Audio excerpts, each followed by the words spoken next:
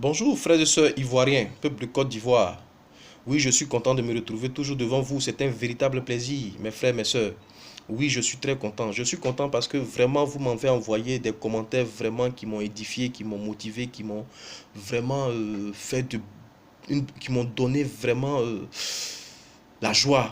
J'ai été vraiment content de lire vos commentaires, de vraiment toutes les bénédictions que vous m'envoyez. Je le prends et je suis content parce que vraiment Dieu est dans cette œuvre. Mes frères, mes sœurs, nous allons continuer. Notre Seigneur va nous révéler des choses. Il dit, mon peuple périt par faute de connaissance. Mes frères, mes sœurs, si tu souffres, si on souffre, vous comprenez, c'est parce que nous ne savons pas entendre Dieu. Nous ne savons pas l'entendre. Il nous parle tous les jours. Mais nous ne sommes pas disposés à l'entendre. Nous voyons, nous regardons à ce que nous voyons. Or, la dimension de Dieu est spirituelle. Vous comprenez? Et c'est pourquoi Dieu dispose certaines personnes.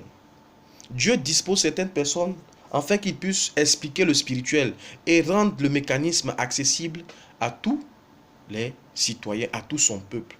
Mes frères, mes sœurs, je suis content de me retrouver. C'est une passion pour moi de parler de Jésus. Vous comprenez? De parler des choses qui vont permettre à mon frère de posséder son héritage. Oui, mes frères, mes sœurs. Et aujourd'hui, nous allons parler de l'héritage que Dieu nous a établi. Pour commencer, je vais vous faire une illustration. Quand tu achètes un téléphone, c'est pour qu'il puisse te lancer des appels. C'est pas pour que tu puisses prendre pour faire assiette, tu as mangé dedans. Non, c'est pas ça. Tu utilises le téléphone par rapport à ce qui a été établi sur sa fonctionnalité, sur ce qu'il a été fait pour pouvoir faire, sur ce qu'il a été établi pour lequel on l'a créé. C'est pour lancer appel. C'est pas pour faire autre chose avec ça. Vous comprenez? C'est comme ça. Quand tu achètes un produit, tu dois l'utiliser selon son mode d'emploi. Et si vous comprenez. Et si tu as le mode d'emploi entre tes mains, tu peux savoir utiliser le produit tranquillement. Donc, il ne s'agit pas d'avoir le téléphone, mais il s'agit d'avoir le mode d'emploi. Qu'est-ce que ça va faire? Pourquoi ça a été créé? Quand je vais l'utiliser, comment je dois faire pour pouvoir bénéficier de l'avantage que ce téléphone me procure? Est-ce que vous comprenez? C'est la même chose. Tu as été créé pour quelque chose. Tu as été créé pour quelque chose. Si tu ne trouves pas pourquoi tu as été créé, tu vas souffrir. Parce qu'on ne peut pas prendre le téléphone là pour faire louche et puis on va tourner sauce. Ça va se gâter. C'est comme ça. Si tu n'arrives pas à savoir pourquoi tu as été créé, tu vas souffrir. Tu vas chercher des choses qui n'ont rien à voir avec ton mode d'emploi. Et c'est comme ça que nous souffrons. Vous comprenez? Mon frère, ma soeur ivoirien, si tu as été conçu dans cette nation, c'est pour quelque chose. C'est pour adorer Jésus. C'est pour être un serviteur de Jésus. Pour permettre à ce que cette nation appartienne à Jésus. Parce que laissez-moi vous dire, souvent quand on a des problèmes, on cherche à régler nos problèmes nous-mêmes.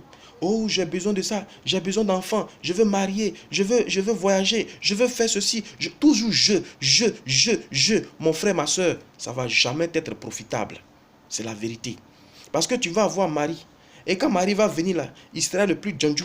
Tu vas avoir enfant. Quand l'enfant va venir là, il s'appelle Ange béni de Dieu, Israël, tout le monde t'aime. Ça, c'est son nom. Hein. Mais quand l'enfant grandit, il devient le plus têtu de tous les enfants du quartier. C'est une réalité. Tu veux partir en France, je cherche visa. Quand tu vas en France pour faire visa, là, c'est prostitution, je t'en fais là-bas. Dieu dit, ma bénédiction est suivie d'aucun chagrin. Vous comprenez? Donc, vous cherchez des choses qui vous tuent après. C'est pas comme ça. Dieu dit, tu peux prier. Tu vois, tu peux chercher des choses, mais si sur ta nation est établi un mauvais esprit, forcément que le mauvais esprit va impacter ta vie. Donc, pour sortir de ta souffrance, il faut que tu te soucies de l'état spirituel de ta nation. Il faut que tu te soucies de chasser le mauvais esprit qui se trouve sur ta nation. Est-ce que vous comprenez? Parce que c'est un programme qui est lancé sur les pays afin maintenant de posséder les habitants et les natifs de ce pays. Est-ce que vous comprenez? C'est pour ça que Dieu parle de nation. il parle de nation, il ne parle pas de toi. Toi, tu es dans une nation. Il faut que tu comprennes que tu dois intercéder pour la nation, pas pour toi. Parce que si tu intercèdes pour la nation, toutes les bénédictions maintenant vont descendre sur toi. Ce que Dieu a promis, le mariage, l'enfantement, la nourriture, l'élévation, tout ce qu'il a promis là, c'est pas ça que tu dois chercher d'abord. Il faut chercher le royaume des cieux. Il faut chercher à enlever ce qui est sur ta nation pour que le royaume des cieux puisse descendre sur toi. Et si ça descend sur toi, tu vas jouir de tout ce qui a été promis à un enfant de Jésus. C'est une réalité. Et c'est pourquoi je veux t'inviter à comprendre l'histoire de ta nation afin que tu puisses intercéder. Vous comprenez? La Côte d'Ivoire n'a pas été créée pour être quelque chose d'autre que d'être la terre de Jésus. Laissez-moi vous dire que mes frères, mes sœurs, la Côte d'Ivoire sera comme la Mecque est pour Mahomet. La Côte d'Ivoire est pour Jésus ce que la Mecque est pour Mahomet ou pour Allah. C'est la vérité. Les gens viendront du monde entier pour venir en Côte d'Ivoire en pèlerinage voir Jésus. Parce que Jésus n'est pas en Israël, de l'autre côté là-bas. C'est pas vrai. Là-bas, on ne l'aime pas. Là-bas, là, c'est pas sa terre. Quand vous allez dans un vrai milieu, que vous parlez de Jésus, on dit c'est bon, c'est un usurpateur. On appelle ton Dieu usurpateur et toi tu te rêves, tu t'en vas toujours en pèlerinage en Israël. Je m'en vais sur la fête, je m'en vais à la fête de Tamédak, je m'en vais à la fête de Toussaint, je m'en vais à la fête des temps, moissons. Eux ils font les moissons, toi tu t'en vas là-bas. Eux-mêmes là, ils n'aiment pas ton Dieu. Aujourd'hui, les gens disent que Jésus est un prophète. Ils disent que c'est un prophète. Pourquoi? Parce qu'il y a le tourisme religieux. Les gens qui vont là-bas sur les traces de Jésus leur apportent beaucoup d'argent. Donc ils sont obligés d'accepter. Donc Jésus dit, je vais me bâtir une terre où ce sera spécialement pour moi. Mais si Jésus est ton Dieu, tu dois ressembler à ton Père. Tu dois donner ta vie pour les autres. Tu dois donner ta vie pour ta nation. Vous comprenez? Tu ne dois pas chercher ton intérêt, mais tu dois chercher l'intérêt de ton frère et de ta soeur. C'est ce qu'on appelle la nation. Parce que si moi je cherche l'intérêt de mon frère et ma soeur, que mon frère et ma soeur cherchent mon intérêt, nous tous on sera bénis. Et Jésus est un intercesseur. On dit il est monté et il intercède pour nous. Donc ça veut dire que Jésus, si Jésus est intercédeur, tu dois être aussi intercesseur. Et intercesseur ne cherche pas son intérêt. Il cherche l'intérêt de son frère. Voilà la Côte d'Ivoire. C'est comme ça qu'elle a été conçue.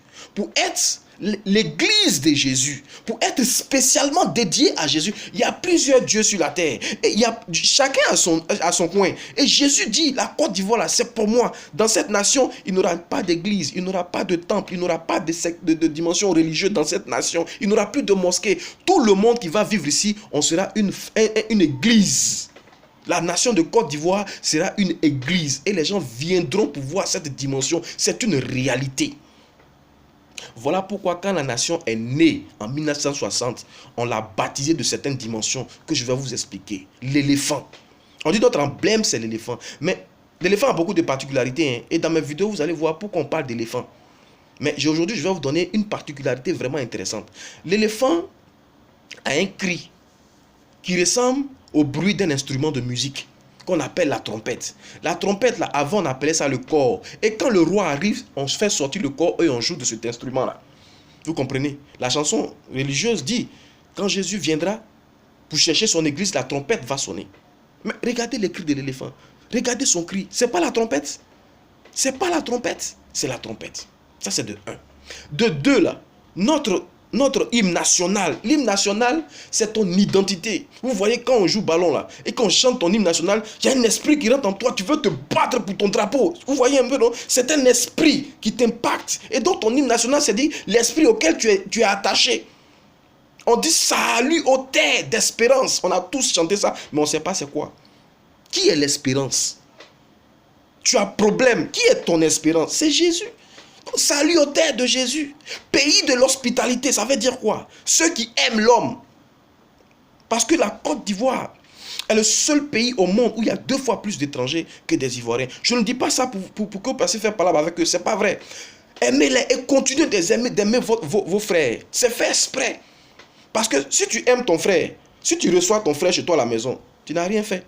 Si tu reçois ton ami chez toi à la maison, tu n'as rien fait. Mais quand tu reçois un étranger que tu ne connais pas et que tu lui donnes ta chambre, tu lui donnes tout, ça veut dire que tu es bon. Et c'est comme ça cette nation. On a donné à des étrangers nos champs, nos maisons, nos enfants. Ils les ont mariés. On a vécu en harmonie avec eux. C'est le seul pays au monde pays de l'hospitalité. Mais bizarrement, on dit, notre devoir sera d'être le modèle de l'espérance qui a été promise à l'humanité. Quel est ce devoir? Quelle est cette espérance? Quelle est cette espérance-là qui a été promise à l'humanité? L'humanité, d'abord, il faut savoir dans quelle dimension l'humanité est pour pouvoir espérer. L'humanité souffre.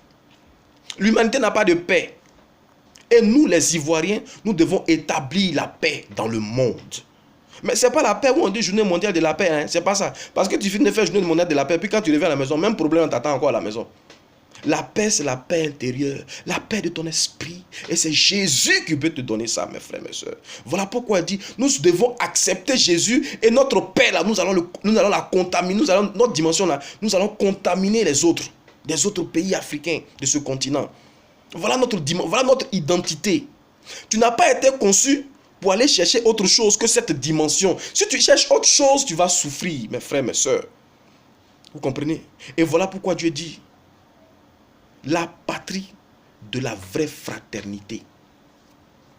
La patrie de la vraie fraternité. Mais avant la patrie de la vraie fraternité, il y a quelque chose, on dit, en forgeant unis dans la foi nouvelle. Le pays de la vraie fraternité. Ça veut dire quoi? Nous devons nous unir et travailler dans une nouvelle foi. Or, la foi, on dit la foi vient de ce que nous entendons. La foi vient de ce qu'on entend. Donc, la foi, c'est un message. Vous comprenez? Donc, c'est dans une nouvelle évangélisation. C'est dans un nouvel enseignement. L'enseignement de l'amour que nous allons bâtir cette nation pour qu'elle soit le pays de la vraie fraternité. Quand on dit vraie fraternité, est-ce que vous savez ce qui est derrière la vraie fraternité? C'est le bonheur, c'est le jardin d'Éden, c'est le paradis. Parce que regarde, il n'y aura plus de méchanceté, il n'y aura plus de sorcellerie, il n'y aura plus de jalousie, il n'y aura plus de mesquinerie, il n'y aura plus d'élévation sur son frère. Vous comprenez? Voilà pourquoi notre pays a une forme carrée. Oufoué, inspiré par Jésus, a établi cette dimension et a établi la limite de la Côte d'Ivoire en carré, à la forme d'un carré. Pourquoi la forme d'un carré? Vous voyez, la mondialisation, là, sa forme, elle est pyramidale. Son sigle est pyramidal, sa figure est pyramidale. Triangle. Triangle, c'est une organisation. Il y a un patron, il y a ses subordonnés, il y a des gens en bas, et il y a en bas, et il y a en bas. Vous comprenez? Il y a un responsable et tout le monde sait le responsable. C'est comme ça. Quelqu'un qui est établi sur ta vie. Et c'est pour ça que nous souffrons. Mais Dieu dit, en Côte d'Ivoire, il va établir une autre organisation, mais qui sera de la dimension du carré. Vous voyez, les côtés du carré sont égaux. Donc ça veut dire qu'une dimension, nous tous, on sera la même chose, on sera égaux. Il n'y a pas quelqu'un qui sera supérieur que son ami. Est-ce que vous voyez un peu? On sera la même chose. Même s'il y a un directeur général, tu peux rentrer dans la maison du directeur général, il n'y a rien. Est-ce que vous comprenez? Parce qu'on sera des véritables frères. Même si on dit à président de la République, on va envoyer la maison du président, nous tous on rentre dedans. Parce que personne ne va souffrir, on va se soucier des autres. Vous comprenez? Et voilà comment la Côte d'Ivoire a été conçue. Je vais aller un peu plus loin pour dire d'où notre onction provient. Mes frères, mes soeurs, Dieu, de toute bonté, avait choisi le peuple juif pour que les juifs puissent dominer le monde. Parce qu'il a vu que Abraham était un homme bon. Donc, sûrement que ses enfants allaient être aussi bons. Donc, il va choisir ces gens-là. Les enfants d'Abraham, les enfants de Jacob qui sont devenus aujourd'hui Israël. Afin qu'il puisse leur donner une onction qui va les permettre de dominer le monde. Mais il va les éprouver afin de donner cette onction-là. C'est pas vrai? Mais il a vu que ce peuple-là a commencé à être méchant. Vous avez vu ce qui s'est passé dans le désert. Dieu va les faire sortir de l'esclavage. Il va les faire traverser la mer Rouge. Faire un grand miracle pour dire, comptez sur moi, je suis là. Vous comprenez? Mais quand ils vont arriver dans le désert, c'est des murmures jusqu'à ce qu'ils aillent s'établir un autre Dieu, le veau d'or, qui n'est rien d'autre que Mammon, l'argent. Ils vont faire beaucoup de choses comme ça. Ils vont désobéir à Dieu. Dieu dit vraiment, si je donne à ce peuple-là de dominer le monde va souffrir. Ils ne sont pas dignes. Mais comme j'ai promis à Abraham que je donne une bénédiction, je ne peux pas me repentir, il faut que je les éprouve une dernière fois. Parce que je veux qu'eux-mêmes, là, ils s'écartent de la bénédiction. Voilà pourquoi j'ai envoyé mon fils Jésus, pour les sonder, pour les éprouver. Jésus n'est pas venu sauver les Juifs. Voilà pourquoi il leur en parlait en parabole. Il dit, je vous parle en parabole, afin que vous ne puissiez pas comprendre, et que vous ne puissiez pas vous repentir, et que je ne vous pardonne pas, et que vous n'ayez pas la vie éternelle. Parce que je vais vous arracher la royauté pour la donner à une autre nation. C'est mon travail. Voilà pourquoi il dit, c'est plus ici qu'on va prier. C'est plus ici qu'on va adorer Jésus. C'est plus dans cette nation-là. Et vous comprenez.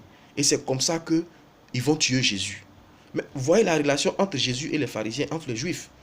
Il est su te dire, vous l'avez parce que vous m'aimez. Mais c'est parce que j'ai fait des miracles que vous me cherchez. Et les pharisiens ont tué Jésus. C'est vrai. Et aujourd'hui, là, les pharisiens existent sous d'autres formes. Ceux qu'on appelle les juifs sionistes.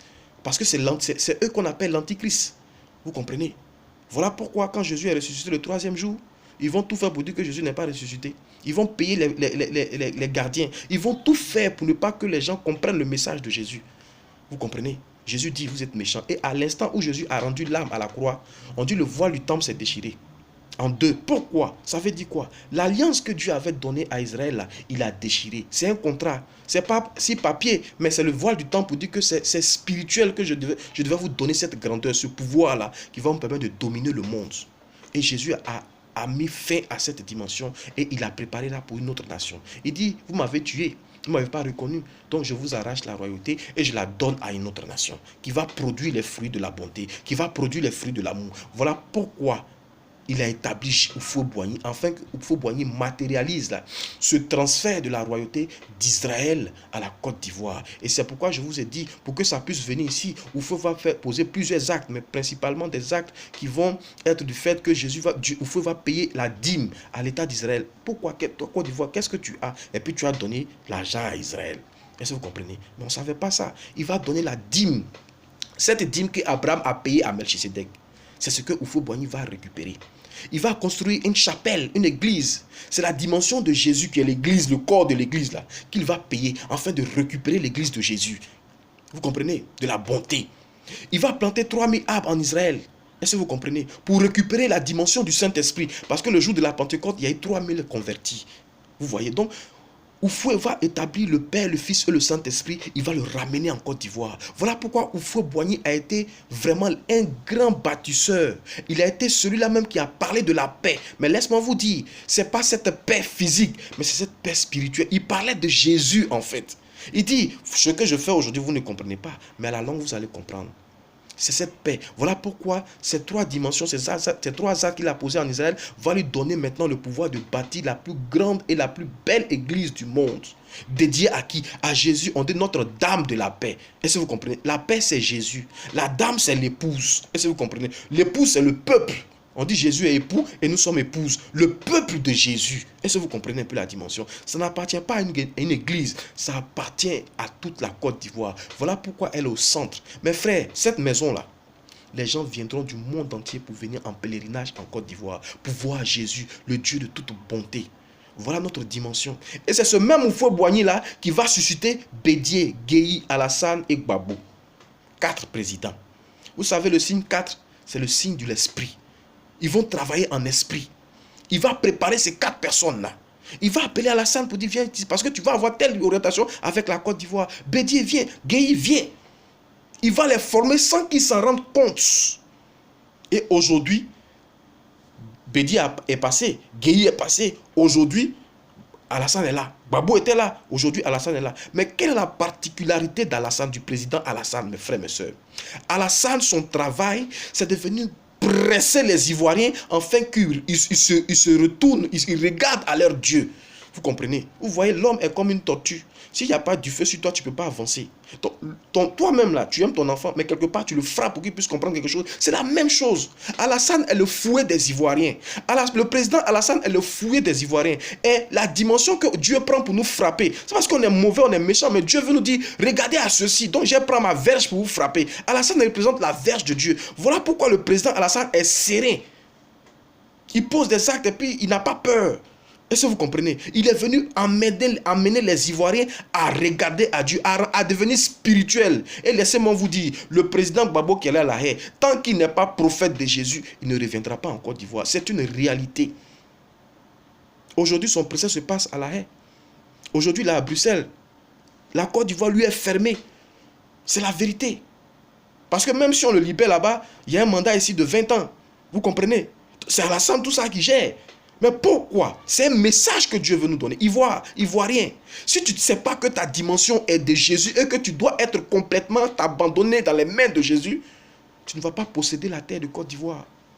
Tant que Gbagbo n'est pas prophète de Jésus, il ne reviendra pas en Côte d'Ivoire. C'est comme l'histoire de l'onction royale que Dieu a donnée à Saül. Il lui a fait perdre des années pour simplement le oindre.